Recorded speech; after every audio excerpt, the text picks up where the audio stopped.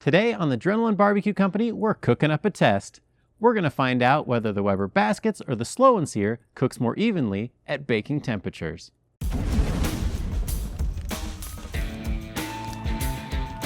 For this test, we're using some cheap biscuits.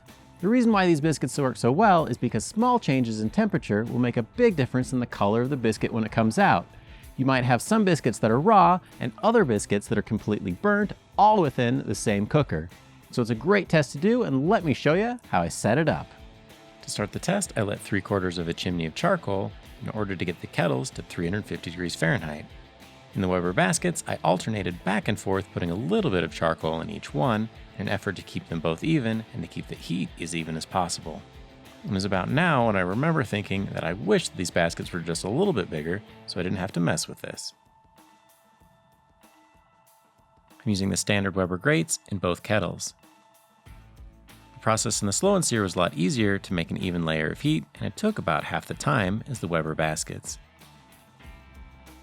I also used the Weber grate in this one with the temperature probe in the same place as the other kettle.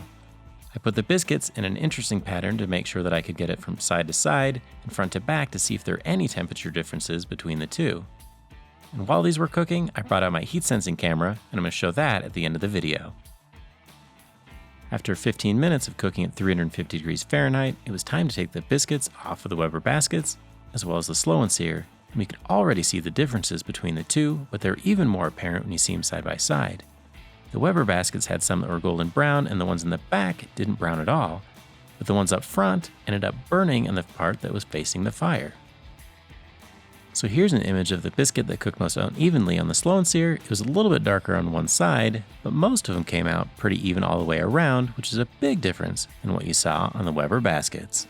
And since at least a few of you are going to comment that I shouldn't have put the Weber baskets on the same side of the kettle, I'm going to do the same test, but I'm going to put them on opposite sides and see if we get different results. This method resulted in a more even cook, but it didn't save the biscuits from burning on the side, and it also meant that we had a little bit less cooking area than the method with the baskets on one side. So you're probably wondering why the biscuits burned in the Weber baskets and not in the Slow N Sear. The secret is in the design.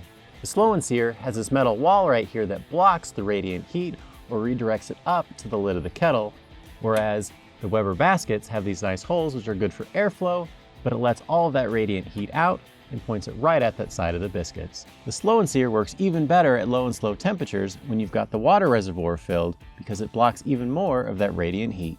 I did an additional test where I set the kettle to 250 degrees right here in the center, and I measured the difference in temperature from the front next to the charcoal all the way to the back of the cooking grate.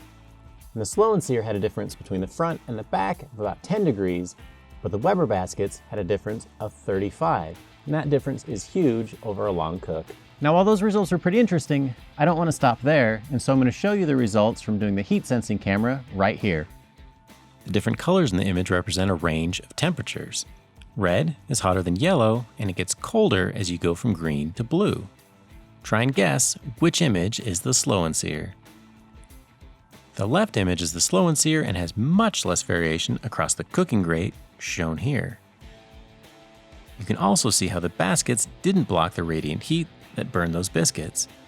This test shows another way that the Slow N Sear offers a superior two-zone cooking experience.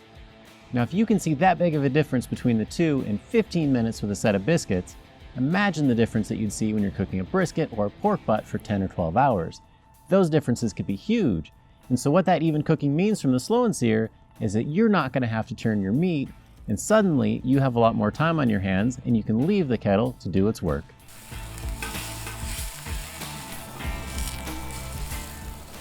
I've done other tests on the Slow N Sear, and they show that the Slow N Sear gets up to temperature faster and it maintains it better than other products out there.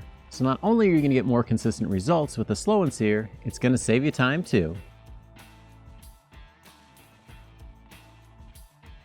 And that's another reason why we say, at the Adrenaline Barbecue Company, we didn't invent the kettle, we perfected it.